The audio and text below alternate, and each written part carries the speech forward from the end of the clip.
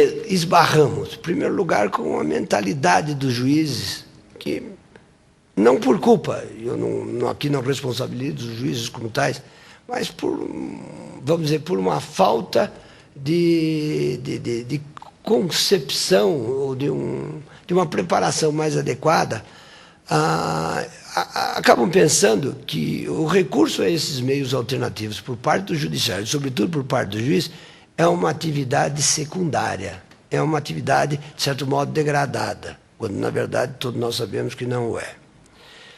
Então, mudar a mentalidade dos juízes a respeito do uso desses meios alternativos, que a gente coloca sob o título genérico de conciliação, mas que envolve também outras alternativas.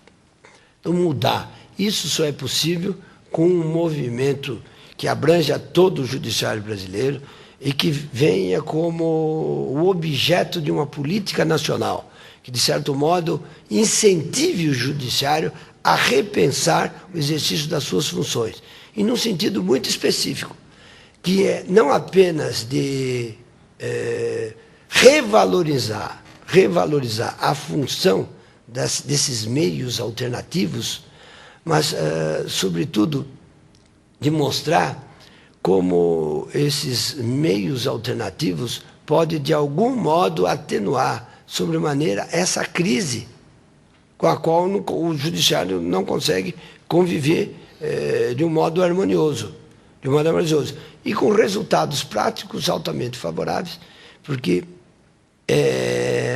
a resolução de conflitos por esses meios, que eu chamo de meios autônomos, sem decisões heterônimas, do ponto de vista prático, são muito mais proveitosos do que a imposição de decisão. Então, em primeiro lugar, mudar um pouco essa mentalidade dos juízes. E segundo, o judiciário assumir esses meios alternativos como uma forma alternativa de resolver esses conflitos, como uma sua competência alternativa.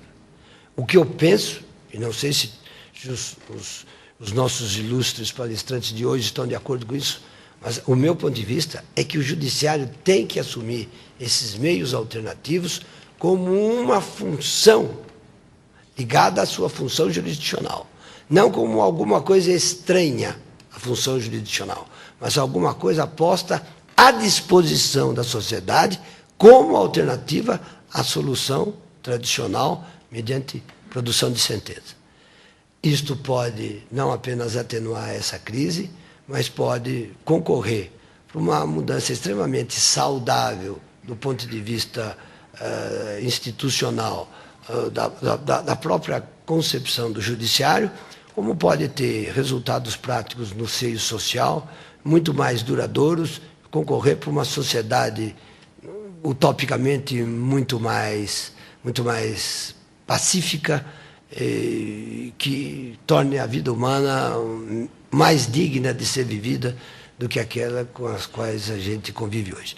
De modo que eu vim hoje aqui, não apenas para introduzir essa discussão, mas, sobretudo, para recolher elementos que permitam elaborar uma política que, se não chegar propriamente a cumprir a vocação que eu entendo que deva ser assumida pelo judiciário, que dê alternativas para o judiciário, de algum modo, num sentido convergente. De modo que eu gostaria, sobretudo, de prestar minha homenagem à associação, que nos dá a oportunidade de ouvir esses especialistas e daí podermos tirar todos algumas conclusões importantes para nossas tarefas. Muito obrigado.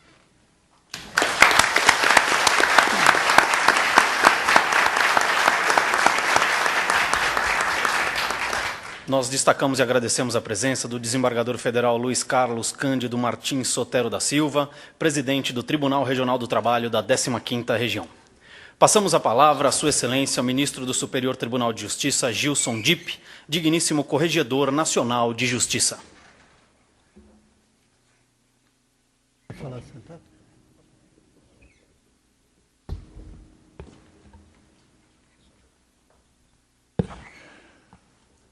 Boa noite a todos.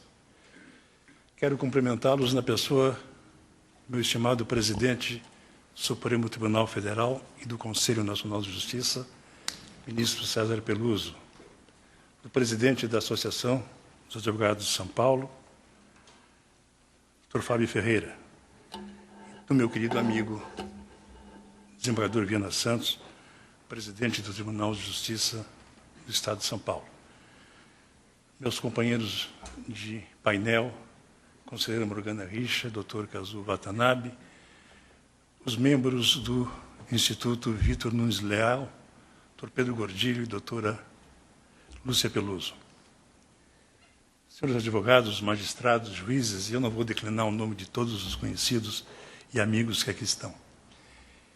Quando a doutora Lúcia Peluso, presidente, me fez o convite para fazer aqui uma rápida exposição, eu, brincando, perguntei a ela, é um convite?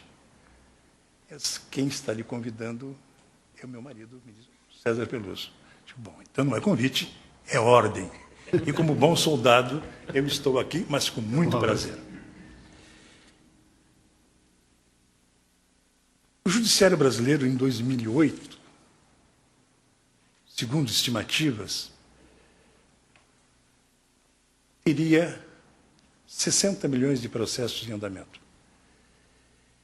E o que gerou uma perplexidade geral, inclusive com políticas públicas do Conselho Nacional de Justiça para atenuar essa situação constrangedora. Eu sempre refiro que é preocupante porque nós não podemos dar a resposta efetiva ao jurisdicionado que nos procura. Mas, por outro lado, eu fico, de certa forma, confortado porque a população brasileira acredita no seu judiciário. Porque se não acreditasse no seu judiciário, essa demanda significativa não ocorreria. E ai do judiciário que não tem processos. Agora, nem por isso nós podemos nos acomodar a uma situação de impotência. Nós não estamos conseguindo dar a resposta ao jurisdicionado, ao cidadão, o destinatário exclusivo do nosso serviço, de uma prestação rápida, célere, eficaz e mais, com qualidade. Eu dizia recentemente para um amigo meu que, quando se falava em juizados especiais, estaduais e federais, que o pobre já descobriu o judiciário, via de regra, através dos juizados especiais. Agora, o miserável, aquele que vive nas periferias das grandes metrópoles, ou nos bolsões de pobreza desse infinito e desigual país, esse ainda não descobriu que existe judiciário. Sequer sabe que existem direitos. E quando se fala em juiz, ele confunde juiz com polícia. E aí não quer chegar nem perto. E nós temos uma Constituição que dá extremos valores ao assistencialismo. E que pode, sim, resultar em demandas judiciais.